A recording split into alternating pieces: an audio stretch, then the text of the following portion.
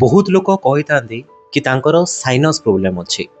Actually sinus problem कौन देखु, sinus रो अर्थ हूँ खाली स्पेस। आम मुहरे मुंड भितर किछि एमती खाली स्पेस गुड़ा अच्छी जहाद्वारा कि आमर बहुत सारा हेल्प मिलता है। मैक्सिलरी साइनस होगला, फ्रंटल साइनस होगला, इथमोइड साइनस होगला, स्पिनॉइड साइनस होगला, एमती बहुत प्रकार साइनस अच्छी।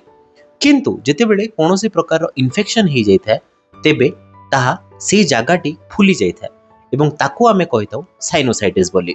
तो ये जो साइनस रो इन्फ्लामेशन होता है तार कारण कौन?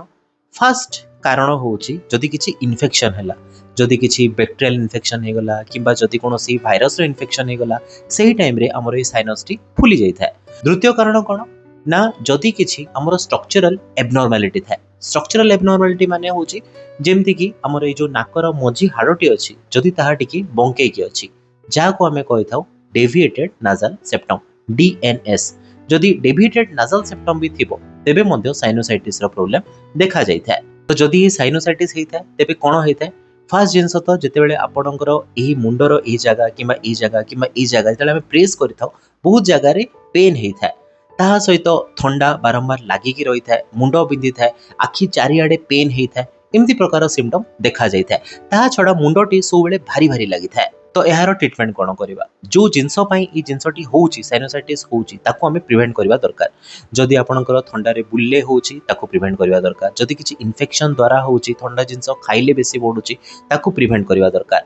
एवं जदि डेविएटेड नाजल सेप्टम अछि, जदि आपणकर नाकर हाड़टी बंके की अछि ता पई अलगा ट्रीटमेंट दरकार। ता पई मुख्यतः सर्जरी दरकार हेता। एवं अन्य किछि जेमति घरोई चिकित्सा जेमति आमे कोरोना टाइम रे बांफ नउथिले सेमति नै परिबा ताहा द्वारा मध्य साइनोसाइटिस हेतले बहुत मात्रा आराम मिलिता है। ताहा सहित जदि ज्वर हैला एवं बहुत दिन पर्यंत छाड़िला नाही, पेन बढ़ी गला एवं इन्फेक्शन बेसी मात्रा रे बढ़िला तेबे हमको किछि मात्रा रे एंटीबायोटिक देबा को पड़िता है, किछि मात्रा रे स्टेरॉइड मते देबा को पड़िता है। ए सब जिंस कले मुख्यतः साइनोसाइटिस रो समस्याटी कमी जाइता किंबा छाड़ी मध्य जाइता। सेथिपाई जदि आपणकर ए समस्या देखा होची ताकू विलंब करंतु नाही, निश्चय डॉक्टर को परामर्श नियंतु एवं प्रॉपर ट्रीटमेंट नियंतु। धन्यवाद।